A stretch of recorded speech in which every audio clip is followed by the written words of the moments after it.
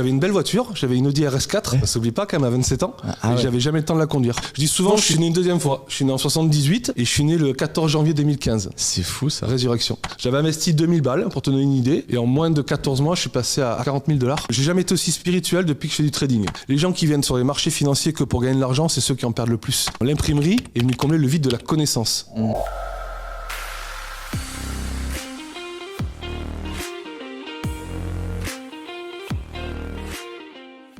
Les amis, bonjour à tous, bienvenue dans ce nouvel épisode de Zero to Hero et aujourd'hui, je suis en compagnie d'Emmanuel, mon trader, la personne avec qui je collabore depuis maintenant plus de 3 ans. On s'est très peu affiché publiquement, mis à part dans l'écosystème de l'entreprise.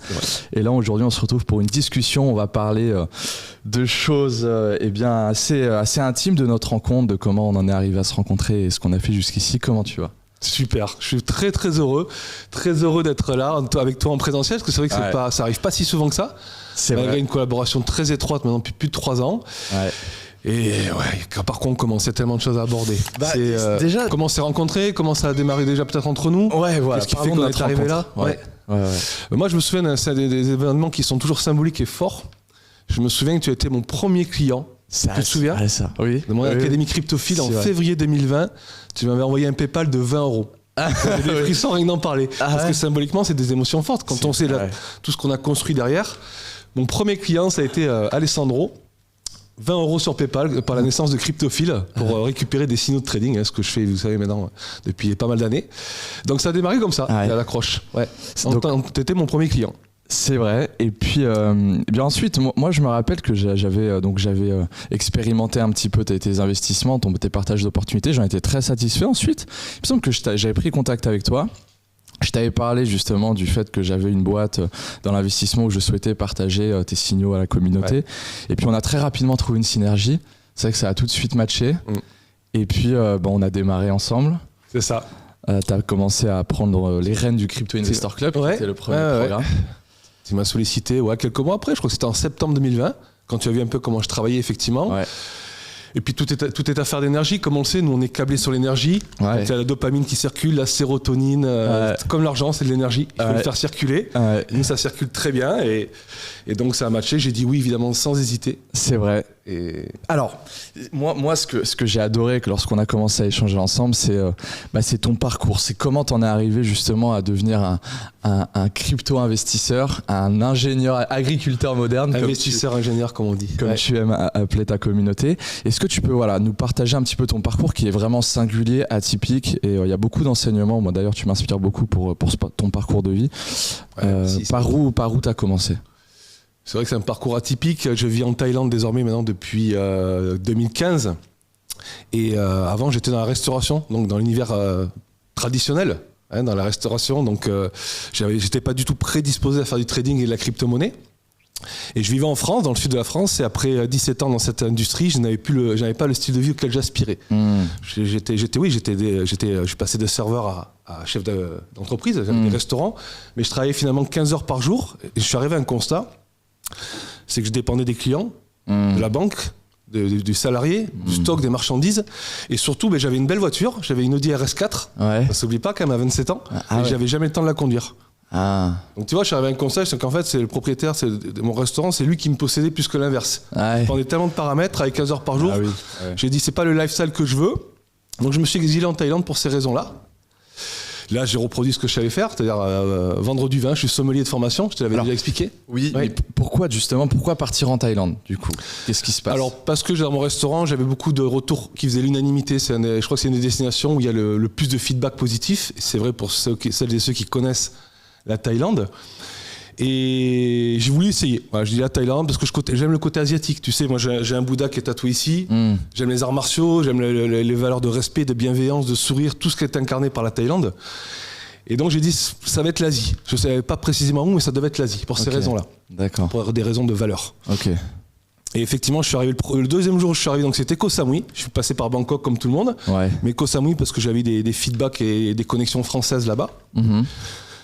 Le premier jour où je suis arrivé là-bas, j'étais avec la personne qui était avec moi, j'ai fait « Oh, c'est là que j'aurais dû naître ». C'était une évidence en fait. Ah ouais, d'accord. Rien de cartésien. J'ai pas fait de prévisionnel, pas de business model, j'ai pas fait de contact. C'est ouf. Quand je suis rentré au bout de 10 jours, j'ai expédié mes affaires courantes et je suis reparti au bout de 2 mois avec un billet one way. C'est-à-dire j'ai pas pris de billet retour, ce qui est interdit en plus normalement. Ah ouais. Et j'ai pris une valise et je suis jamais rentré. Okay. Donc c'est une belle affaire, c'est une belle révélation. Ah, révélation. Je dis souvent que je suis né une deuxième fois. Je suis né en 78 et je suis né le 14 janvier 2015. C'est fou ça. Résurrection. Incroyable. Donc tu arrives en Thaïlande et tu fais ce que tu as toujours su faire. Donc tu remontes un restaurant. Bar à vin précisément. Bar à vin. Je suis encore plus spécialisé dans le vin. Tu sais, le côté le partage, pareil. La sommellerie, c'est ça. On partage des idées, un vigneron, un cépage autour d'un bon fromage ou d'un bon mets. Et ce bar à vin se met en place, ça fonctionne pendant 1 an, mais pareil, on est en Thaïlande, mais on a un peu les mêmes travers, les mêmes défauts, on dépend pas mal de choses. Le vin est très cher, il y a 400% de taxes. Ah oui. Donc les vins que je voulais expatrier en Thaïlande, ça revenait trop cher. Ah ouais. Donc du coup, les gens ils viennent pas en Thaïlande pour boire un verre de vin à 500 bahts, ce qui correspond à 15 euros. Là-bas, c'est 15 euros, tu manges 3 repas. Ah ouais. Donc ça fonctionnait pas. Donc j'ai revendu ça, et parallèlement, le marketing de réseau est arrivé à moi. Et mon premier marketing de réseau, là c'était une révélation, Alessandro, c'était sur le Bitcoin. Ah oui, d'accord. Alors là, ça a été au carré les étoiles. J'ai compris que c'était une industrie, en fait, comme tu as pu le faire dans certaines thématiques de ta chaîne, où tu n'avais pas de limite de revenus. Ce que j'adore dans cette industrie, quand elle est bien comprise, c'est quand tu sers les gens ou te servir d'un service que tu n'utilises pas, tu n'as pas de limite de revenus, tu n'as pas d'employeur, pas d'employé, pas de stock, pas de marchandises. Ouais, c'est du win-win, c'est-à-dire si tu aides les autres à obtenir ce qu'ils veulent, tu peux obtenir tout ce que tu veux. Donc il y a ce côté aussi collectif d'implication que j'aime beaucoup. Que j'ai retrouvé dans le sport d'ailleurs, c'est souvent des sportifs de haut niveau qui réussissent dans le marketing de réseau. Je sais pas si tu as vu, c'est pas un hasard. Si, c'est vrai. Et donc en fait, ça t'a mis un pied dans le développement personnel, l'éducation financière. Exactement, parce qu'il faut se former pour prendre la parole en public, accepter le rejet, le refus, parce que c'est un marché de prospection. Oui. Tu prends des rejets en permanence. Ouais. Donc je me suis beaucoup formé personnellement, beaucoup de lectures qu'on partage d'ailleurs souvent ensemble. Et en plus de ça, c'était en juillet 2016, on me parle du Bitcoin. C'était sur Bitcoin. Ah ouais. Alors, c'était pas sur Bitcoin précisément, c'était sur un autre jeton qui n'existe plus, mais qui m'a fait comprendre comment fonctionnait le Bitcoin. D'accord. Et ce qui est important, comme tu sais, c'est en plus du projet, c'est la personne qui te le présente. C'est aussi important que le projet lui-même. Ouais. C'était un mentor, il s'appelle Christophe. Et il m'a tellement bien expliqué le Bitcoin que j'ai compris que c'était une évidence. C'était la monnaie la plus évidente à l'ère du numérique. D'ailleurs, on l'appelle l'or du web, l'or du digital. Et surtout que la blockchain, c'est ce qui rend possible Bitcoin. C'est la blockchain qui m'intéresse. Voilà. Donc après, la volatilité fait que j'ai réussi à me positionner. Il valait $500 à l'époque. Ah ouais. Pour vous donner une idée. Okay. Et j'ai acheté de l'Ether parce qu'on m'a fait comprendre aussi que ça avait une autre fonction. C'était pas une monnaie. C'était le Google de la blockchain, décentralisé. Le business model d'Ethereum, c'est de louer sa blockchain à d'autres projets qui veulent se décentraliser. Et donc ça, c'est du tangible. Ça, c'est les hedge funds, maintenant, même le recommandent à leurs clients. Voilà, ça, c'est du tangible dans l'économie réelle. Lui, il valait $10 à l'époque. Toujours en juillet 2016. Vous connaissez la suite. Le prochain bull market, donc marché haussier, a eu lieu en 2017, où le Bitcoin est passé de $500 à 19 $500 en 14 mois. J'avais investi 2000 balles, pour te donner une idée. Et en moins de 14 mois, je suis passé à 40 000 $. Ah ouais. Ce qui pour moi, restaurateur qui avait des plafonds, j'avais un thermostat financier en plus très limité, ça m'a fait des drawdowns un peu comme ça. Ah ouais. Et du coup, indépendamment de l'argent que ça m'a généré, j'ai surtout compris que c'était une technologie qui allait répondre à un vrai besoin, ce qu'on appelle communément le Web 3 maintenant. Ouais. On sait que la prochaine narrative, d'ailleurs, je vous donne un petit tips, la prochaine narrative, ça sera le Web 3. C'est sur ces projets-là qu'il va falloir investir dans la crypto, parce qu'en fait, l'idée, c'est de redonner de la souveraineté, du contrôle aux créateurs de contenu. Un peu ce qu'on fait là en YouTube, mais version décentralisée, comme Theta, c'est un joli projet qui permet ça. Donc du coup, j'ai creusé un petit peu. J'ai pas vendu au bon moment, comme tous ceux qui font le premier bull market. Tu connais celui d'avant, toi? Il a fait mal celui-là, on n'a pas sécurisé à temps, mais c'est source d'apprentissage. C'est le meilleur feedback qu'on ait, c'est quand on perd de l'argent, c'est pas quand on en gagne. Le paradoxe dans les cryptos, c'est que c'est virtuel. Ça va très vite, on peut faire des x10, mais on se paye pas. On pense pas se payer. Parce que ça va trop vite, et puis on se dit ça va continuer à monter. Mais comme il y a très peu de capitalisation, quand les gens vendent, ça peut perdre 40% dans la journée. Ce qui n'arrive pas dans les autres actifs traditionnels, évidemment. Donc j'ai appris à trader, parce que je voulais comprendre quand acheter et quand vendre. Maintenant que j'ai compris pourquoi il fallait en avoir, maintenant il faut savoir quand rentrer et sortir. Ça, c'est le trading. Je me suis formé avec un trader américain dans un autre marketing de réseau. Qui m'a, alors l'originalité, tu la connais, il m'a appris à trader face à Bitcoin pour en accumuler. Oui. Une stratégie d'accumulation. Ça, c'est ta particularité, c'est vrai. En tout cas, c'est mon domaine d'excellence, si je peux parler ainsi, d'accumuler de l'Ethereum et du Bitcoin en tradant face à eux, et non pas de l'USDT pour accumuler du dollar. C'est d'ailleurs la stratégie qu'on emploie au sein de The Investor depuis qu'on travaille ensemble et qui a grandement fait ses preuves, c'est vrai. Donc du coup tu te lances, enfin tu te formes et puis tu trades pour ton propre compte, c'est ça? Ouais, exact. Quand je commence à voir que je commence à être rentable, comme même si c'est du marketing de réseau, comme je te disais, plutôt que de servir le projet de quelqu'un d'autre qui peut s'arrêter à tout moment, on en a vu beaucoup l'année dernière, je me suis dit je vais créer mon propre entreprise avec ma propre vision de la blockchain. Et CryptoPhi, donc le nom de mon académie, est né d'une simple idée comme ça. Tiens, j'adore la crypto, j'adore la blockchain, je sais envoyer un peu des signaux de trading, je vais faire accumuler de Bitcoin aux gens. Et j'avais très peu de revenus à l'époque, j'avais pas grand chose, donc j'ai créé juste un canal Telegram.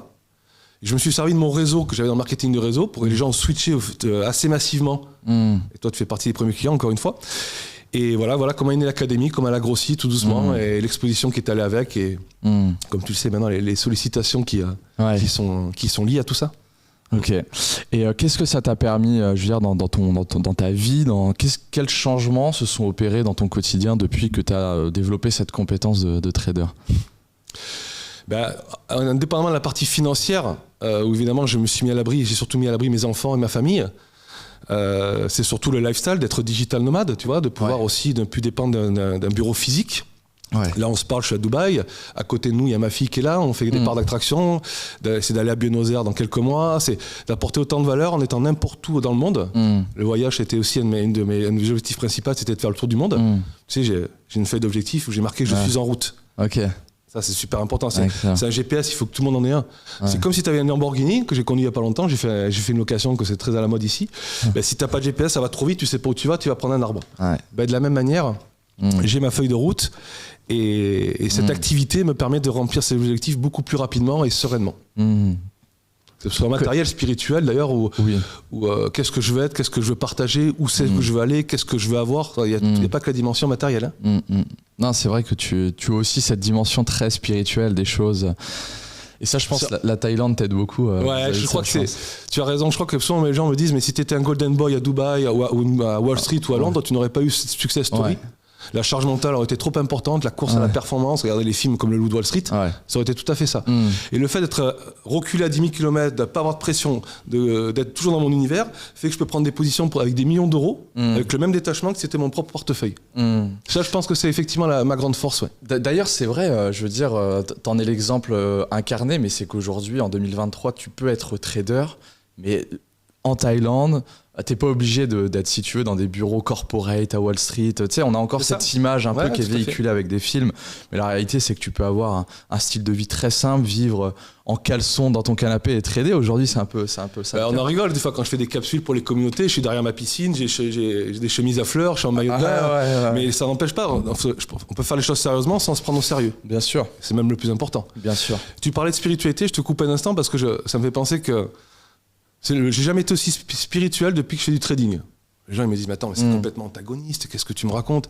En fait c'est être avant d'avoir. On en parle souvent, devenir avant d'obtenir. Les gens qui viennent sur les marchés financiers que pour gagner de l'argent, c'est ceux qui en perdent le plus. La vraie triptyque que j'ai appris humblement en 7 ans, c'est learn, practice et earn. Mais dans cet ordre-là. Apprendre, pratiquer, des comptes démos à pratiquer énormément. On dit qu'une expertise, c'est 10 ans ou 10 000 heures. Mais en fait, c'est pas forcément vrai. C'est 10 000 heures, oui, mais ça peut être en 5 ans. Si tu travailles le double des autres, c'est ce que j'ai fait. Et après, tu gagnes. Mais si tu viens que pour gagner de l'argent, comme le côté hype là, quel jeton tu me prends? Non, si tu vas que pour ça, que tu sais pas quel jeton il y a derrière, à quoi il sert, il y a de telles fluctuations que tu vas paniquer, tu vas revendre à perte. Donc c'est se développer d'abord soi, avant de développer son portefeuille, pour connaître ses investissements.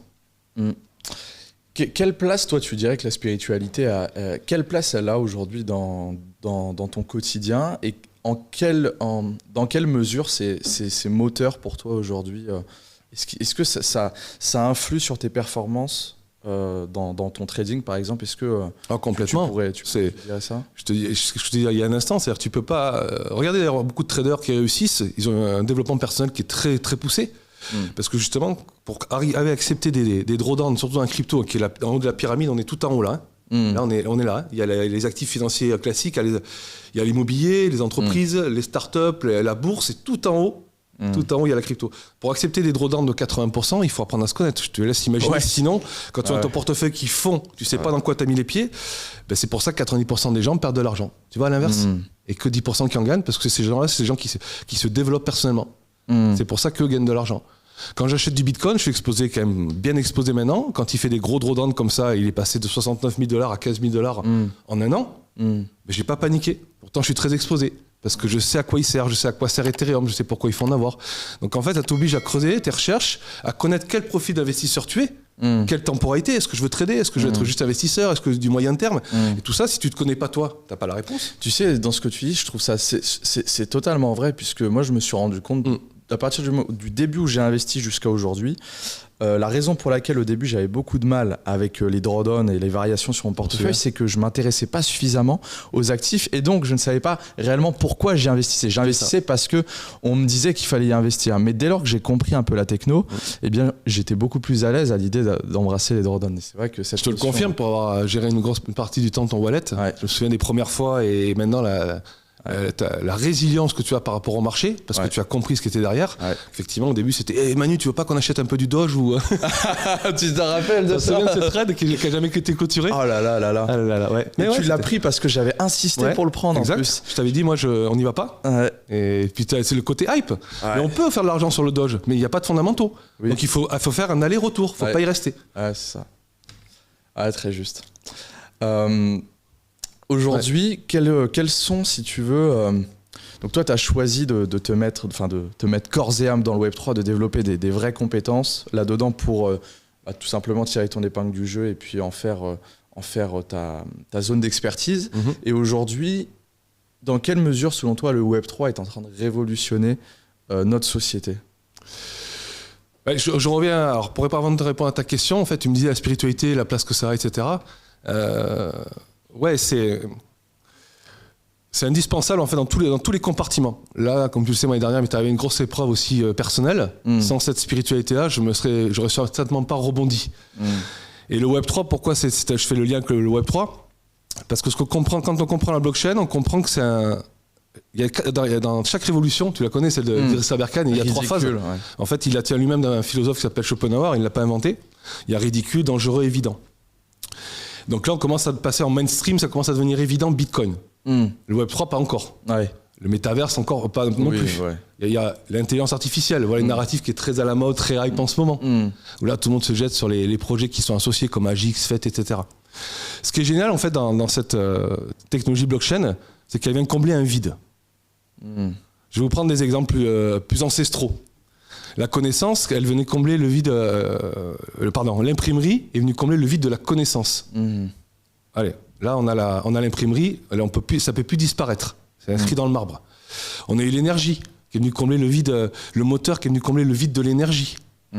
Plus récemment, on compare souvent, tu sais, Internet avec la blockchain, puisque pour moi, c'est tous les avantages sans les défauts d'Internet, puisque c'est décentralisé. Mais c'est toujours sur du numérique. Qu'est-ce qui est venu combler comme vide, d'après toi, Internet il y a 20 ans en arrière? L'information. Ouais.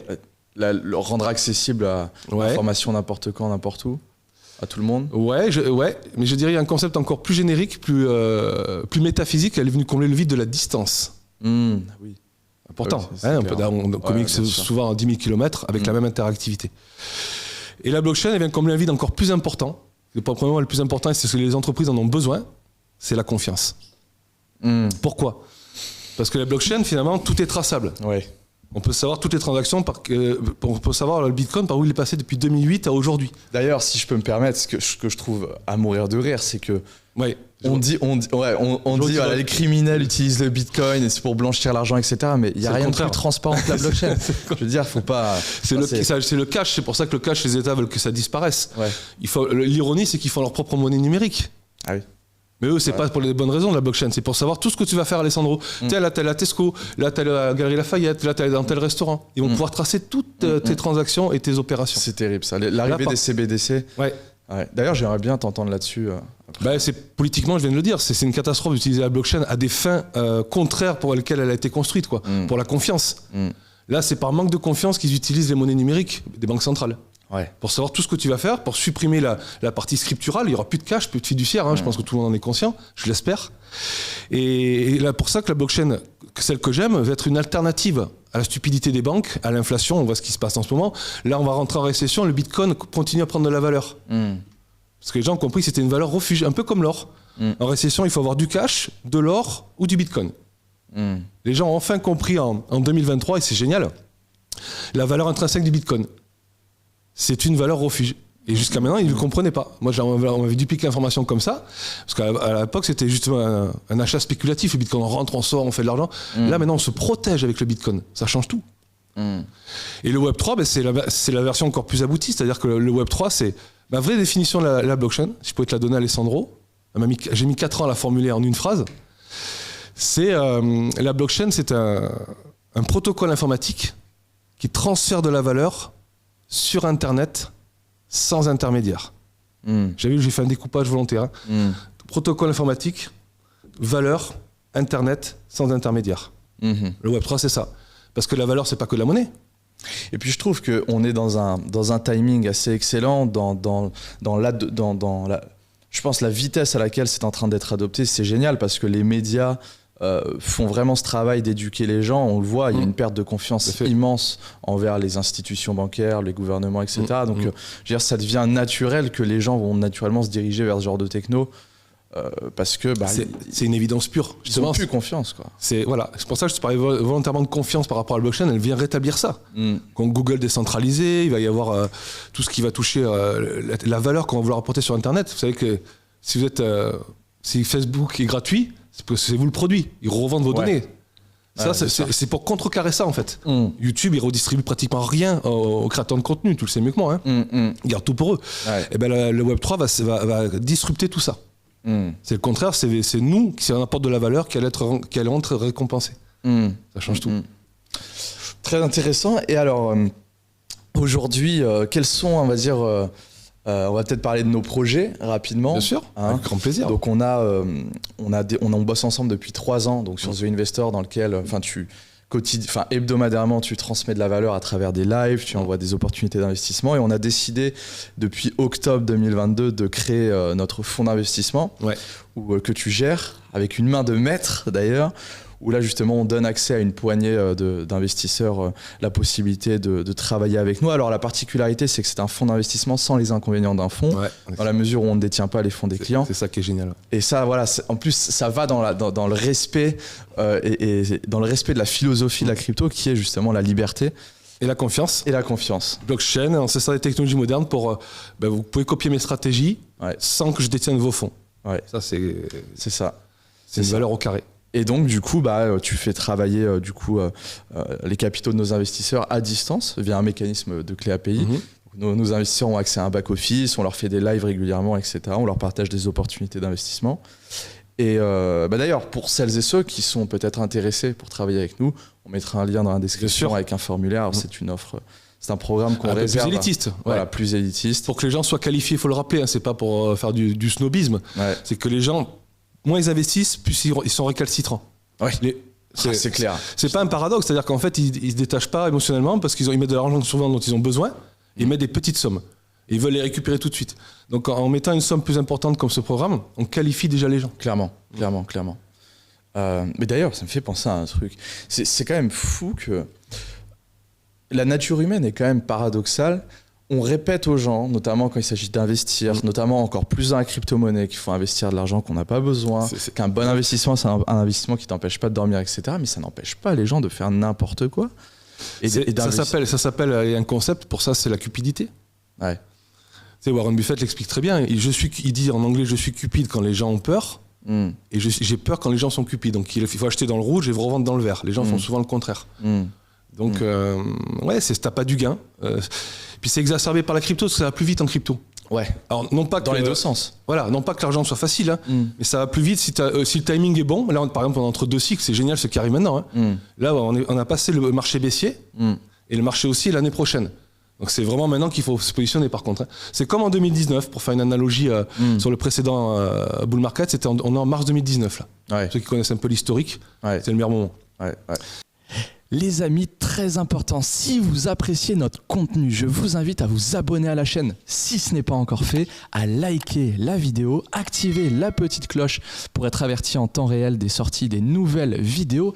Et aussi, si vous souhaitez savoir comment je peux vous accompagner personnellement avec mon équipe à atteindre vos objectifs et à gagner en liberté financière, c'est les premiers liens dans la description. Ceci étant dit, reprenons. Mais effectivement, si le timing n'est pas bon, si ça va trop vite, si l'argent monte très vite, ouais, et la résilience ne fait pas partie de cette... Très peu de gens sont résilients pour ces raisons-là, effectivement. C'est terrible, il faut le rappeler à quel point c'est important parce que dans la crypto, je veux dire, c'est beaucoup plus volatile. Et... Paradoxalement, faut être un marathonien et pas un sprinter. En crypto, on nous pousse à sprinter parce que ça va très vite. Ouais. Mais tu perds encore plus d'argent. Le Bitcoin, il faut le garder 5 ans minimum. Moi, je le revends même plus, tu le sais, hein. C'est pour mes enfants. Je ne spécule même plus sur l'actif Bitcoin. Sur les autres, oui, mais pas sur Bitcoin. Du coup, alors, moi, j'en viens à une question intéressante, je pense que la plupart des auditeurs se posent, c'est quelle est ta stratégie, toi ? Donc tu es trader, on sait la différence entre un trader et un investisseur. Toi tu es les deux. Et quelle est aujourd'hui la stratégie que tu emploies sur ton propre portefeuille et que tu comptes perpétuer sur les prochains mois et les prochaines années? Alors faire attention, parce que c'est une excellente question. Se diversifier en crypto, c'est dangereux.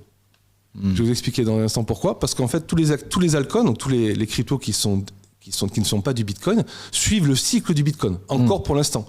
Après, je pense que c'est Ethereum qui va inverser la tendance. Mais en fait, il faut suivre quand même le Bitcoin, donc il ne faut pas se mettre dans toutes les narratives en même temps. Ça sert à rien, parce que c'est le Bitcoin qui va entraîner la montée des altcoins.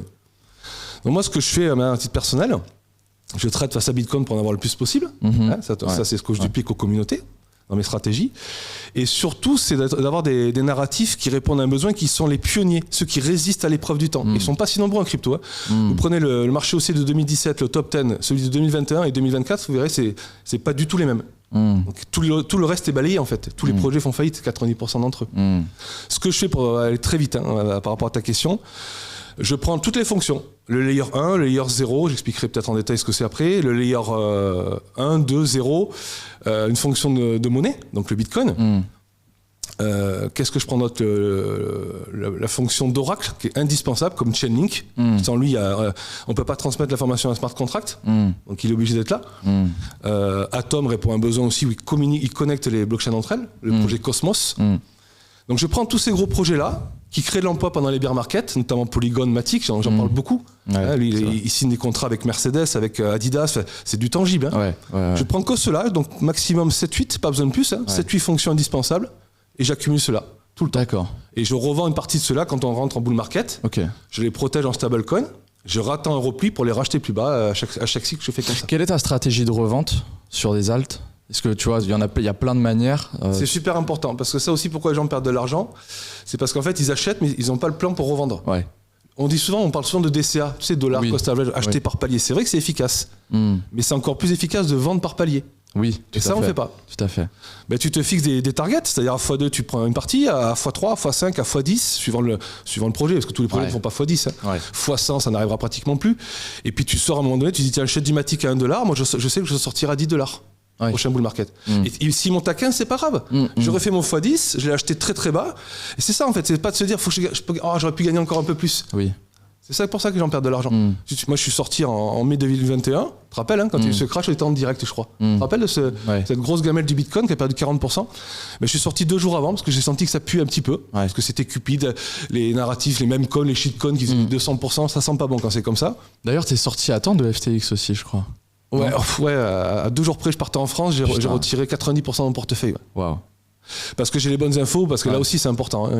C'est pour ça qu'il faut se former. Là, j'aurais perdu 6 chiffres.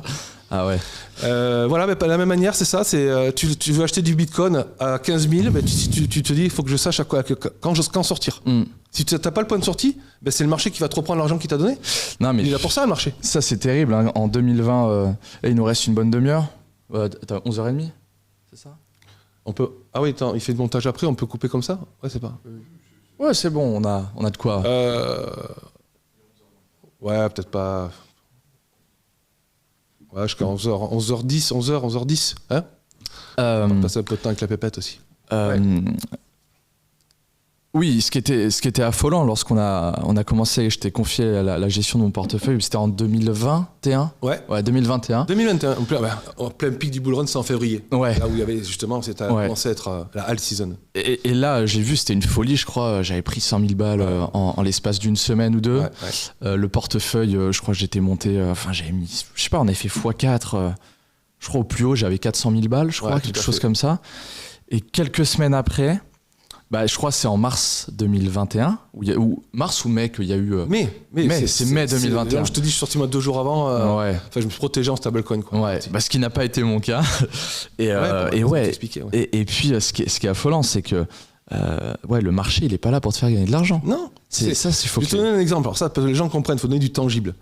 J'ai encore quelqu'un il y a 2-3 jours qui me dit Manu, merci, tu m'as donné un super coup sur un jeton, j'ai fait x3. Ouais.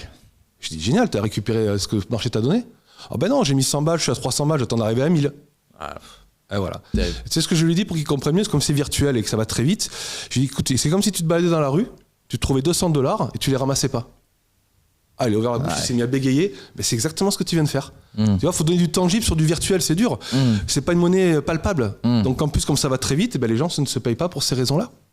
J'ai dit, t'avais 200 balles par terre, tu les as pas ramassées. Et il les a perdues en plus derrière. Les gens ont revendu, parce que c'est monté très vite. Ils récupèrent leur profit. Tu vois, c'est voilà un peu comment il faudrait comprendre un peu les... Attention, je vous dis ça en quelques mots, c'est 8 ans dans la blockchain et j'ai perdu beaucoup d'argent pour avoir ce raisonnement-là. Mais voilà, fixez-vous une target. Moi, quand j'ai protégé en mai 2021, j'ai protégé 200 000 balles en stablecoin. Et j'aurais pu me dire, si ça se trouve, j'aurais pu faire 400 000. Ouais. Mais j'ai accepté cette idée. Ouais. Je préfère prendre 200 000 que je n'aurais jamais pu gagner dans l'industrie classique en quelques mois. Ouais. Quitte à perdre, à ne pas avoir potentiellement 400 000, que le marché m'aurait tout repris si je n'avais pas protégé. C'est ce qui s'était passé. Hein, c'est dans ces moments-là, il ne faut pas être cupide. Faut raisonner. Ben non. T'imagines déjà 200 000 balles en quelques mois sur des cryptos, protège-les. Tant pis si ça aurait pu monter à 300. C'est le plus difficile, c'est de se payer. C'est fou de dire ça. Et c'est le plus difficile en crypto, c'est pas d'acheter, c'est de repartir avec ses gains. Ouais. Autant on se paye, on a un revenu conventionnel, le premier du mois on dit à son patron tu m'oublies pas, parce qu'on échange son temps contre de l'argent. Là, on mène actif, ça va très très vite, on se paye pas. On dit ça va continuer à monter jusqu'au ciel, comme on dit, le vieil adage en bourse. Ben non, jamais. Si tu avais à citer, à partager 4 erreurs, vraiment les plus grosses erreurs à ne pas commettre en crypto pour maximiser ses chances de réussir, quelles seraient-elles ? Je crois qu'on les a dites, mais je vais essayer de faire une synthèse. Enfin, ayez un plan. Comme dans la vie. Ouais. Ayez un plan. C'est le plus important. Un plan, c'est une stratégie, des tactiques. C'est quand est-ce que je rentre, quand est-ce que je sors. Et pendant ce moment où vous rentrez, vous sortez par palier. Matic, j'ai acheté $1, je sors une partie à 2,5, une partie à 5, une partie à 7,5, et les 25% qui restent, je laisse jusqu'à $10. Et si les $10, je n'y vais pas, j'ai empoché 75% avant. Ouais. Ça, vous serez toujours gagnant. C'est clair. Donc, ayez un plan. Tu l'as dit tout à l'heure, le plus important en termes de temporalité, c'est l'investissement, c'est le long terme. Le swing, c'est sur quelques semaines, quelques mois. Et le trader, la temporalité, c'est de l'intraday. Moi, je suis un trader de flux, je regarde les volumes, je fais un aller-retour, j'achète bas, je revends plus bas, plus haut. Surtout, soyez patient. Résilient, même si ça va très vite, on peut dire non, soyez pas un sprinter, soyez un marathonien. Ouais. On en a envie de tous les jours, dans tous les compartiments ça se vérifie, même en bourse, même en immobilier. Moi je suis investisseur dans le vin, tu sais, j'ai beaucoup d'actifs autres que la crypto. Et c'est minimum 2 à 5 ans. Tous les actifs. Il n'y a pas un actif qui va te rapporter beaucoup d'argent en dessous de 5 ans. Sauf en crypto si tu es là au bon moment, mais on n'achète jamais au plus bas, on revend jamais au plus haut. Personne ne sait faire ça. Donc la résilience, ayez un plan. Qu'est-ce qu'on acheter, vendre par palier. Enfin, ouais, c'est ça. Ça fait partie du plan. Et investissez que dans des projets que vous comprenez et qui ont des fondamentaux. Ça c'est super. Même en crypto, c'est des startups les cryptos. Il y a des ingénieurs, des marketeurs, des développeurs, il y a une team derrière. Donc il y a des projets, ils ont du sens. S'ils n'en ont pas, ou si vous le comprenez pas, moi par exemple, je suis pas gamer. Tu sais que le gaming, on en parle beaucoup comme narratif. Mais j'y vais pas parce que je comprends pas bien le gaming. Pourtant, il y avait tellement d'argent à faire dans le gaming au précédent bull market, mais j'y suis pas allé. On investit que dans ce qu'on comprend. Oui, parce que sinon j'aurais pas compris les fluctuations et j'aurais paniqué comme tout le monde. Comprenez vos investissements avant d'investir dedans. Ça c'est le fondamental. Et peut-être la dernière c'est attends, il peut y avoir quelque chose d'intéressant aussi. Bosser avec tout à l'heure. Bosser avec moi. Suivez mes stratégies évidemment. Non, investissez de l'argent que vous n'avez pas besoin. Pas que vous n'avez pas. Alors ça, j'aime pas cette idée non plus de dire investissez de l'argent que vous êtes capable de perdre. Non, on n'est pas là pour perdre. On fait pas du gambling. On fait pas du gambling, c'est pas le casino aussi. Attention à cette confusion qu'on a des fois quand on investit. Mais l'argent, vous n'avez pas besoin. Vous le mettez là, vous savez que dans 5 ans, vous n'avez pas besoin d'y toucher. Là, vous serez ultra gagnant. C'est utiliser de l'argent parce qu'en plus c'est un marché qui est très liquide. Ouais. Tu dis à tout moment je peux les retirer. Si tu en as besoin et que tu les retires, c'est là que tu perdras de l'argent. C'est systématique ça. On le voit dans nos communautés, nos investisseurs qu'on a. C'est vrai, à fond. Quels sont tes objectifs, toi, pour en crypto-monnaie sur les 2-3 prochaines années et est-ce que à partir d'un certain moment, un certain objectif que tu auras atteint peut-être financièrement, est-ce que tu vas changer tes stratégies, sortir complètement du marché? Est-ce que tu peux nous partager tes objectifs? C'est une belle question ouverte, on va y réfléchir ensemble. Sortir de la crypto, non, parce que c'est mon ikigai. Ouais. C'est ma passion. Là, les gens me disent, mais attends, tu gagnes suffisamment d'argent, tu es rentable, pourquoi tu as encore besoin d'accompagner des communautés, de faire des lives? Parce que c'est ça qui me fait vibrer. C'est ce format-là qu'on fait là, c'est de transmettre. Ouais. Là, j'ai des frissons quand j'en parle. Là. Ouais. Parce que comme moi j'étais sommelier, j'avais des pétrus à la maison, je les ai jamais bu tout seul. Quel intérêt de boire un pétrus si tu le partages pas avec des amis? Ouais.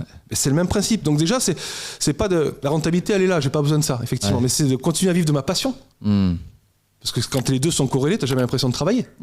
L'ikigai, je l'ai trouvé. Donc déjà, mon projet, c'est de faire ça le plus longtemps possible, en espérant que cette technologie continue à nous donner le meilleur. On est qu'aux bribes là, qu'aux prémices. Donc voir comment va évoluer le Web 3, puis que les narratifs qui vont arriver derrière, parce que c'est des conséquences. Après, derrière, il va y avoir d'autres choses qui vont se mettre en place.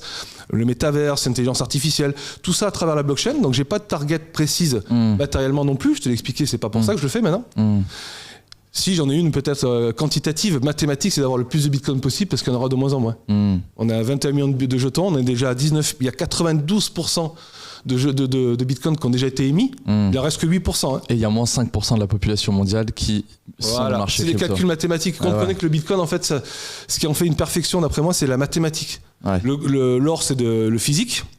Les monnaies fiduciaires, c'est politique et gouvernemental, hein, on voit bien ce qui se passe. Et le Bitcoin, quoi, il est génial pour sa mathématique. C'est ça qui le rend génial. Il est infalsifiable, on l'a jamais hacké. Seul protocole qui a jamais été hacké. C'est la blockchain pour moi la plus décentralisée. On ne sait pas qui est derrière. C'est apatride, acéphale. C'est une crypto anarchiste, moi j'appelle ça. Ouais. Au bon sens du terme, tu vois. Il n'y a pas de gouvernement, pas de banque derrière. On ne sait même pas qui est le collectif qui est derrière tout ça. Quelle est ta théorie, toi, sur Satoshi Nakamoto? Est-ce que tu penses que c'est un groupe? Est-ce que tu penses que c'est un individu? Est-ce que tu penses qu'il est vivant? On en parlait avec Kev et puis selon lui, il est mort, tu vois. Et ça ne peut pas être un collectif parce que si c'était un collectif, il y en aurait forcément un qui aurait craqué. Ouais, je suis assez d'accord avec ça. Collectif, si c'était du groupe, là, ce qui se passe, il y en a un qui aurait fait surface, qui aurait revendiqué être propriétaire de Bitcoin. Mort, je sais pas. Moi, je pense à Adam Back. Je me lance, vous ferez vos recherches. C'est lui le premier. Il est à Malte, lui, il habite à Malte, non? Ouais. Je crois Idriss Aberkan en parlait dans une interview de ce gars. C'est parce qu'en fait, c'est lui qui a créé la première blockchain pour les spams au niveau des mails. Tu penses? Ouais. En tout cas, c'est le premier qui a rendu possible Bitcoin.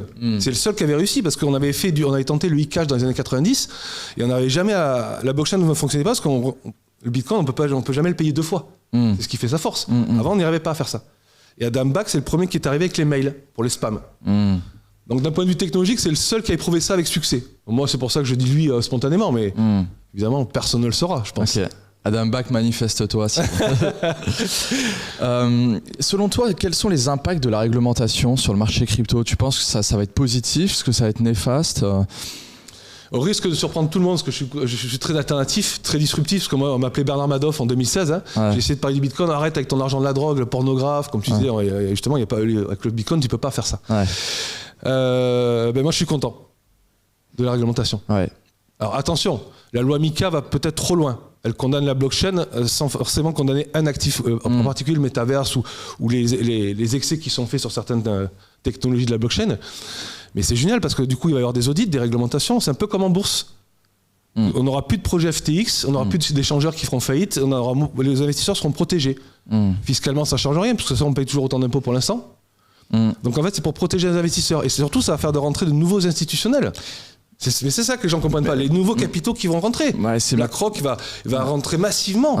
BlackRock, vous savez qui c'est, hein? C'est ma théorie. Je pense que ça va être sain pour le marché parce qu'il y a plein d'institutions qui sont encore sur le banc de touche et qui attendent qu'une chose, c'est la réglementation pour pouvoir injecter la liquidité. Vous voyez bien la croisade que fait la SEC en ce moment contre l'industrie blockchain. C'est pas fait que pour les mauvaises raisons. Coinbase, Kraken, Binance, tout le monde a les droits, hein. Mais c'est il faut qu'ils montent pas de blanche, leur TVL, leurs capitaux. Est-ce qu'ils ont un collatéral si tout le monde retire? Est-ce qu'ils ont de quoi rembourser tout le monde? Même les banques traditionnelles, c'est les plus gros Ponzi. Regardez la Silicon Valley. le Crédit Suisse, la Deutsche Bank, on me dit c'est des Ponzi la crypto. Bah, regarde les banques traditionnelles. Lehman Brothers, c'est ça qui a fait créer le Bitcoin. Ça vient de Lehman Brothers. On revit la même chose 15 ans après. Donc non, c'est une bonne chose. Ça va nous protéger. Il y aura un peu plus de contraintes. Il y aura peut-être, on ne pourra pas envoyer faire des dépôts ou des retraits aussi conséquents. Il faudra les justifier. Peut-être c'est un peu ça qui est pénible. Ouais. Qu'est-ce que tu penses de l'approche de Warren Buffett sur le Bitcoin ? Selon lui, ça ne peut pas tenir tout simplement parce que ça repose sur rien. Enfin, je veux dire, il n'y a pas de valeur qui est créée vis-à-vis de ça. Et selon lui, en fait, c'est selon lui, mais c'est assez naturel. C'est-à-dire que s'il y a une perte de confiance massive, le Bitcoin, il peut retourner à zéro, en fait.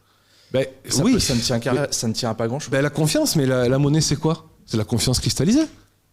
Pourquoi le dollar et l'euro ont perdu 50% de leur valeur depuis l'euro depuis sa création, depuis 20 ans ? Parce que les gens n'ont plus confiance dans les gouvernements et les banques centrales. L'émission outrance, l'argent gratuit, la liquidité post-Covid, c'est pour ça qu'il y a eu des bulles Internet incroyables. Oui, tout repose sur la confiance, tu as raison. Ce que je disais, mais la blockchain, elle a rétabli la confiance. Ça, moi, j'ai une foi inébranlable dans Bitcoin. Là, je ne l'ai pas mis, mais normalement, j'ai que des t-shirts de Bitcoin, comme tu le sais. Mais c'est un acte philosophique. Quand je mets un t-shirt, c'est pas pour dire j'ai du Bitcoin. C'est pour dire, enfin, on a trouvé une alternative. Alors, ça repose sur rien, ça repose quand même sur de l'énergie, du minage. C'est une monnaie électrique avant d'être électronique. L'or, ça repose sur quoi ? Tu considères comme une valeur comme une monnaie, le Bitcoin ? Moi, je dirais plus une valeur refuge aujourd'hui, comme l'or. C'est pour ça que je te dis, c'est comme l'or. Ouais. L'or, c'est de plus en plus difficile à extraire, c'est pour ça que c'est de plus en plus cher. Le Bitcoin, c'est de plus en plus difficile à miner, c'est pour ça qu'il est de plus en plus cher. L'offre et la demande, c'est la bonne inflation. Elle est inscrite dans le marbre, celle-là. On en demande de plus en plus, il y en a de moins en moins. Et on voit que c'est une réserve de valeur. Donc c'est pour ça que je te disais, là où je suis assez satisfait, c'est que c'est la première fois en 2023, depuis que le Bitcoin existe, que les gens ont compris qu'il fallait se protéger avec le Bitcoin. On rentre en récession, le Bitcoin ne retombe pas à zéro. Il faut se poser les bonnes questions. Ouais, c'est un bon indicateur. Je pense. Quels seraient les scénarios, selon les différents scénarios, on va dire catastrophes, qui pourraient faire que le Bitcoin revienne à zéro, quoi, simplement ? Un problème sur Internet, c'est une monnaie qui est liée au digital. On en parle souvent, les conspirateurs, là, qu'Internet ça va s'arrêter d'un jour au lendemain, ou qu'il y a une mécanique quantique qui aille plus vite que tout ça, qui résout toutes les équations, les transactions, les haches, etc. Non, moi même là-dessus, je suis confiant. Non, tout part de la confiance. Et tant que le projet n'est pas hacké, qu'il reste public et anonyme. C'est-à-dire qu'en même temps, le paradoxe, c'est qu'on peut voir toutes les transactions et en même temps, on ne sait pas qui c'est. Je peux savoir que toi, ton Bitcoin, par où il est passé depuis que tu l'as, mais sans savoir que c'est toi. Oui. Voilà, c'est public et anonyme. C'est pour ça que d'ailleurs c'est le seul projet qui résiste pour l'instant vraiment, parce que même Ethereum qui répond, là c'est du tangible, Ethereum il est considéré comme... la SEC considère le Bitcoin comme une matière première, il faut le savoir. Okay. Et Ethereum non, comme un actif financier. Comme un utility. Voilà, un utility. Donc ça fait toute la différence, mais le problème d'Ethereum, il est centralisé, on sait qui est derrière malgré tout. Vitalik, si un jour il pète les plombs, ça va impacter quand même le réseau. Ethereum est encore vachement dépendant de la brain de Vitalik. Ouais, bien sûr. Ça, c'est problématique, par contre. Suivant comment se passe la suite, même si c'est un projet qui est indispensable, c'est le Google de la blockchain, on sait qu'il est à sa tête. Il n'est pas assez false, ce projet, contrairement à Bitcoin. C'est pour ça que moi, je suis un peu ce qu'on appelle maximaliste Bitcoin, parce que c'est vraiment le seul qui est comme ça. Ouais. Un Bitcoin à $1 million, t'y crois ? À 6 chiffres. Ouais. À 1 million. Moi ma théorie là-dessus, je pense l'un des facteurs qui pourrait faire qu'on pourrait voir un BTC à 1 million, c'est que ce soit qu'il soit accepté comme une monnaie par différents États. Ouais, tout à fait. Tout à fait, mais là c'est ce que je rejoindrai à Anis Lajnef. Suivez-le, il est super intéressant aussi. C'est la seule défaillance, je trouve, la faiblesse de Bitcoin, c'est ça. C'est-à-dire que si ça doit être une monnaie, et que paradoxalement c'est une réserve de valeur qu'il faut en dépenser le moins possible, on ne peut pas créer de la dette. La monnaie, elle crée de la dette. La dette, elle se crée parce que les gens veulent l'emprunter. Que ce soit des particuliers, des entreprises. Donc si le Bitcoin, c'est ça, où est la réserve de valeur après si on s'en sert comme dépense? Tu vois, moi, à l'inverse, je ne le dépense pas parce que payer en Bitcoin quelque chose, je trouve ça absurde. Pour moi, fondamentalement, comme je l'ai compris, je ne vais pas le dépenser s'il va te coûter de plus en plus cher parce qu'il y en aura de moins en moins. Comme l'or. L'or, tu payes plus avec de l'or. À l'époque, oui, mais plus maintenant. Donc tu vois, le fait que ça soit accepté comme monnaie, c'est bien parce que ça évite l'inflation et la dévaluation des monnaies en Amérique du Sud. On l'a vu, Honduras qui va l'adopter, l'Argentine, ça va pas tarder, etc. Mais c'est peut-être l'antagonisme de Bitcoin, c'est que si on le voit comme une valeur, en même temps on le dépense. C'est ce que dit Anis Lajnef. Pour moi, c'est sa limite. Voilà, là on a touché du doigt peut-être, tu vois, pourtant j'aime Bitcoin, hein. Donc je fais le pari que ce sera une réserve de valeur et moi j'en dépense pas. Mais si on en dépense, peut-être oui, ça peut, par rapport à l'offre et à la demande, il peut monter encore plus vite. Mais il va perdre en valeur. Selon toi, parce qu'il y a quand même quelque chose que selon moi je trouve ça assez problématique, c'est sur la quantité de Bitcoin qu'il y a disponible sur le marché. Il y a quand même une grande partie de cette quantité-là qui est détenue par un certain petit nombre de personnes qui leur donnent un pouvoir immense sur le marché. Qu'est-ce que tu penses de ça, toi ? Effectivement. Alors après, c'est pas forcément les mineurs. Hein, paradoxalement, les mineurs ils sont payés en Bitcoin, donc eux, ils le revendent. Tu prends des micro-stratégies, des boîtes comme ça. Qui détiennent 125 000 bitcoins. Mais parce que ils ont compris, lui, il a compris, c'est l'or que c'était une valeur refuge par contre. Hein. Ouais, mais est-ce que concentrer un si grand nombre de bitcoins dans si peu de mains, c'est pas dangereux ? C'est peut-être le côté un peu élitiste du bitcoin, même si tout le monde peut en acheter avec $10. Hein. Si vous allez acheter des fragments, des satoshi, vous n'êtes pas obligé d'acheter un bitcoin. Ça aussi, c'est génial comme actif. Tesla, ça vaut $500. Si tu n'as pas $500, tu peux pas acheter une demi-action de Tesla. C'est le risque, mais. Toujours pareil, comment on revend tout en même temps, personne ne le fait. On n'achète jamais au plus bas, on revend jamais au plus haut. C'est l'or, il s'est trompé aussi, il a acheté pas forcément au bon moment. Il va pas tout revendre, il va vendre par palier, je pense aussi. De là à ce que ça pèse sur le... Oui, les mains fortes, bien sûr, les institutionnels. Moi, ce que j'aime le moins dans la blockchain maintenant, enfin dans le Bitcoin, c'est les produits dérivés. On retrouve les mêmes travers que la finance traditionnelle. Ah, les CFD. Ça, c'est terrible. Parce que là, le prix et la valeur ne sont plus associés. Avec les contrats CME, on parie sur le prix du Bitcoin, on est récompensé pour ça et ça fait monter et descendre le Bitcoin artificiellement. Ouais. C'est ça qui me gêne le plus. Pas la valeur intrinsèque du Bitcoin et le prix qui va croître au fur et à mesure. Donc c'est les produits dérivés dont il faut faire attention. Moi je fais pas de levier. Pas de levier. Je suis trader, on me dit, mais je shorte même pas. Non, mais le marché est quand même déjà assez volatile pour faire du levier. Voilà, en crypto c'est pas la peine de faire ça. D'ailleurs tous ceux qui perdent d'argent, c'est ceux qui font des leviers, qui vont sur des futurs, qui vont... Ouais. Vous imaginez déjà le drawdown qu'il y a naturellement. Si en plus vous voulez y rajouter des x10 ou des x20, ça marchera une fois, 2 fois, 3 fois, mais vous serez forcément perdant la vie. Ça, c'est du gambling pour moi. Ouais. Est-ce que ça t'arrive de shorter le marché ? on en parle souvent. Philosophiquement, j'y arrive pas. Tu sais que les traders, ils ont une base. Ouais. Celui qui le nie, c'est que c'est un menteur. C'est pas un trader. On a plutôt une base acheteuse ou une base vendeuse. Il y a des gens qui préfèrent acheter, des gens qui préfèrent vendre. Ça, tu peux me dire ce que tu veux. Moi, je suis plutôt acheteur. J'aime bien acheter bas et revendre un peu plus haut. Et vendre philosophiquement quelque chose que j'adore, j'y arrive pas en plus. Ouais. Donc, tu vois, c'est quand je dis c'est philosophique. J'arrive pas à shorter des actifs qui vont prendre de la valeur de plus en plus, même si on sait que prendre un aller-retour, c'est faire de l'argent. Mais c'est philosophiquement, j'ai du mal. T'as shorté FTX toi ou pas ? J'ai même shorté son stablecoin. Ah ouais ? Ouais, oui, son stablecoin. Et UST à l'époque de Terra Luna. Ah oui. Là, c'était intéressant. Voilà, c'est journalier, c'est pas philosophique, c'est oui. C'est le forex, c'est opportuniste. Voilà, mais comme le forex, c'est philosophiquement, d'ailleurs, c'est pour ça que c'est interdit dans certaines régions du monde, c'est que tu manipules les marchés, les matières premières qui y sont associées. Voilà, j'aime pas trop ça. Bon, super, je trouve que ça a été une discussion super. Ouais, génial. Est-ce que tu aimerais qu'on aborde un sujet qu'on n'a pas abordé ou... Non, que je suis content que, sans faire l'apologie de notre programme, que celui qu'on est en train de mettre en place est le plus abouti, c'est le résultat de 3 ans de travail, avec tous les feedbacks correctifs qu'on a eus, les mauvaises expériences, les retours de clients. On a rendu possible ce programme-là. Moi, j'en suis une vraie fierté d'en parler, de le promouvoir, parce que c'est encore une fois, c'est 3 ans de gamelles, d'accidents, d'obstacles, de feedbacks négatifs. C'est clair. Qui ont rendu, je pense, ce programme sur mesure. C'est vrai.